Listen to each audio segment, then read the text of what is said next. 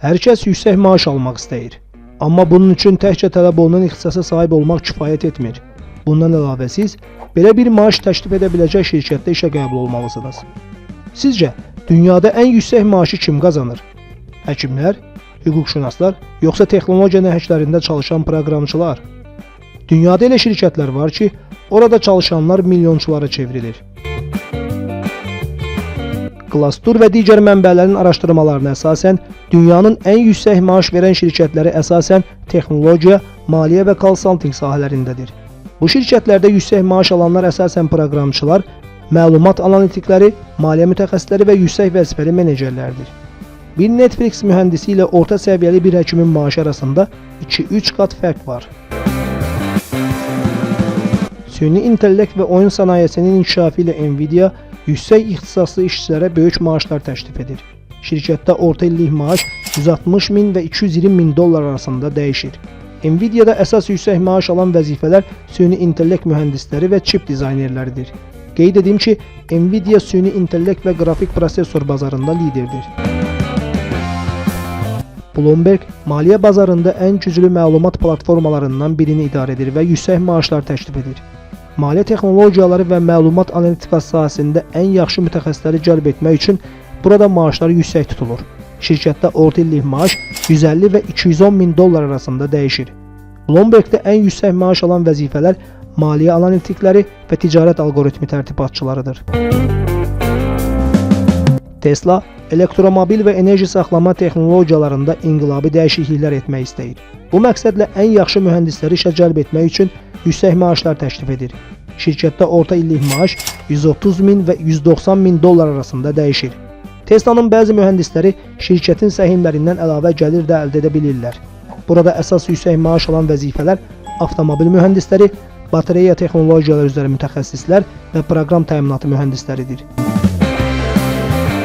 Netflix öz platformasının alqoritmlərini və süni intellekt əsaslı tövsiyə sistemlərini daim inkişaf etdirir. Bunun üçün yüksək ixtisaslı mühəndislərə və məlumat analitiklərinə daim ehtiyac duyur. Şirkətdə orta illik maaş 180 və 250 min dollar arasında dəyişir. Şirkətdə əsas yüksək maaş alan vəzifələr məlumat analitikləri, məhsul menecerləri və proqram mühəndisləridir. Amazon, e-ticarət və bulut xidmətləri sahəsində dünya lideridir. Şirkət, bulut texnologiyalarını inkişaf etdirmək üçün yüksək ixtisaslı mütəxəssislərə böyük məbləğlər ödəyir. Burada orta illik maaş 150 və 190 min dollar arasında dəyişir. Şirkətdə əsas yüksək maaş alan vəzifələr bulut texnologiyaları mühəndisi, məlumat analitikləri və proqram mühəndisləridir. Apple innovasiyaya böyük diqqət ayırır. Ən yaxşı mühəndisləri və dizaynerləri işə cəlb etmək üçün yüksək maaş təklif edir. Xüsusilə yeni texnologiyalar sahəsində çalışanlar yüksək gəlir əldə edirlər. Burada orta illik maaş 140 və 200 min dollar arasında dəyişir.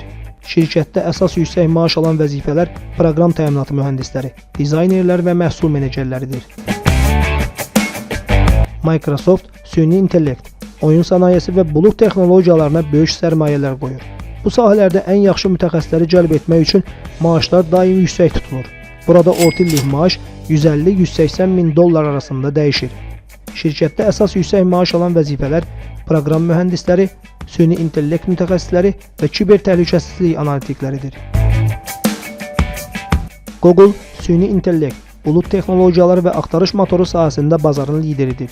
Yüksək ixtisaslı mütəxəssisləri cəlb etmək və şirkətdə saxlamaq üçün yüksək maaş təklif edir. Google işçilərinə yüksək maaşla yanaşı səhmlər, sağlamlıq sığortası, limitsiz məzuniyyət və pulsuz yemək kimi üstünlüklər də təqdim edir. Burada orta illik maaş 160-200 min dollar arasında dəyişir. Şirkətdə əsas yüksək maaş alan vəzifələr süni intellekt mühəndisi, proqram təminatı mühəndisi və məlumat analitikləridir. Bu siyahıdan da göründüyü kimi, dünyanın ən yüksək maaş verən şirkətləri əsasən texnologiya və maliyyə sektorundadır. Bu şirkətlər ən istedadlı insanları cəlb etmək və onlarla uzun müddətli əməkdaşlıq qurmaq üçün yüksək maaşlarla yanaşı, əlavə bonuslar və üstünlüklər də təklif edir.